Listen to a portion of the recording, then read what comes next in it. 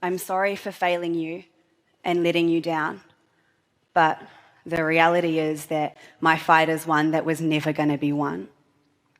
I fought for years, but I just can't do this anymore. I'm sorry. I love you.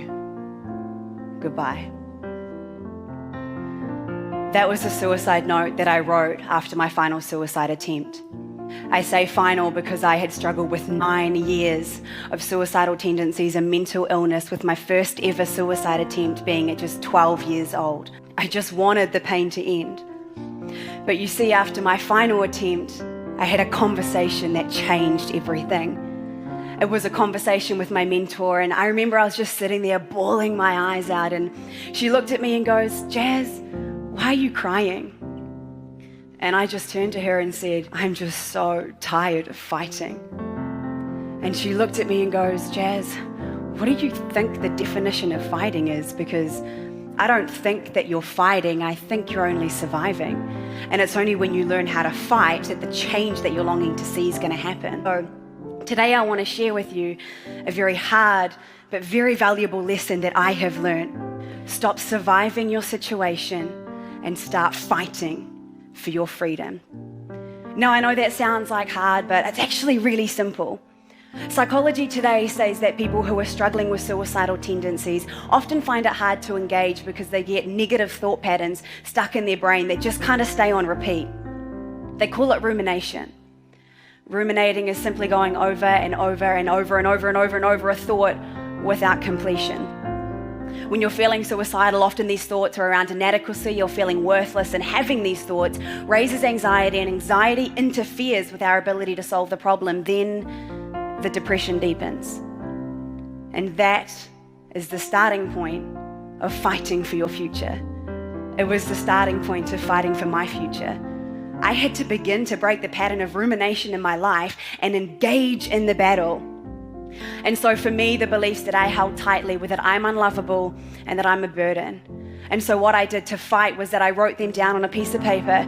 I drew a line, and then on the other side, I wrote down everything that those closest to me said or did that contradicted those beliefs. So that every time my mind would say, "Jazz, you're unlovable, Jazz, you're a burden," I would pull this list out and I would have rock hard evidence in front of me that my internal reality wasn't matching the external truth. One of the other things that I started doing was that I had to learn to dream again. Because here's the thing, it's impossible to fight if you don't know what you're fighting for.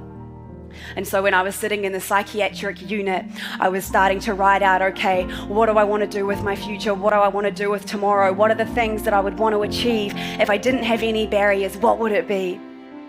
And then one of the final and probably most significant things that I did to fight was that I wrote a letter called Dear Suicidal Me.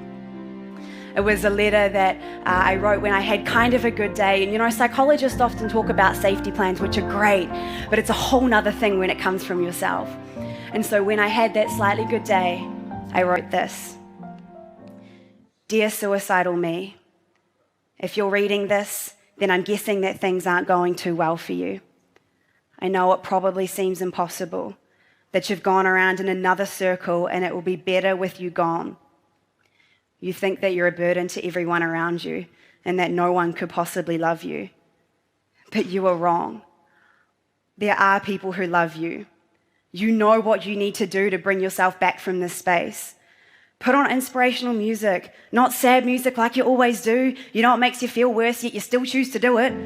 Text Esther, Wayne, or Libby. Remember, you are not alone. People care, so please get over your pride and fear and reach out. They would rather have you messy and alive than not here at all. You are so close to being free of all of this. Don't give up now. Remember who and what you are fighting for.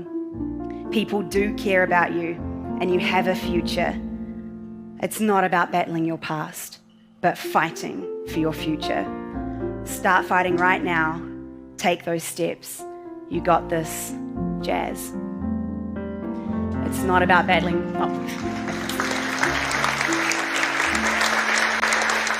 It's not about battling your past, but fighting for your future. Surviving is being on the back foot. Fighting is being on the front foot. Change is possible. I am proof. Thank you.